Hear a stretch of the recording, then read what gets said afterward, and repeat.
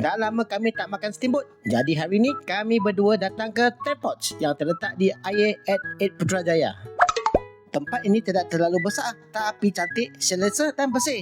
Buffet lunch sini pula sangat well organised. Walaupun tempatnya tidak besar tapi pilihan makanan sini very impressive. Walaupun mata saya sudah dilasik, saya tetap berambang mata dengan 20 jenis pilihan sos dan bahan perasa di sini. Semuanya self-service kecuali kalau nak beef, chicken, lamb, fish ataupun prawn.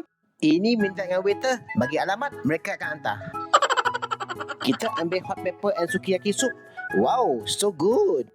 Sebenarnya sini bukan saja steamboat tapi juga boleh grill.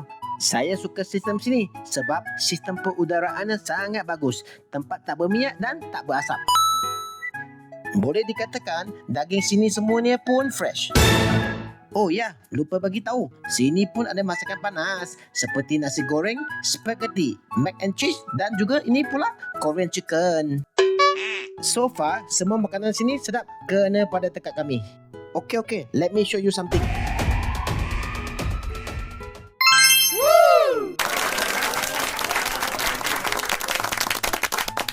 Selepas kenyang, boleh sambung layan kek, kopi dan paling saya suka, ais krim.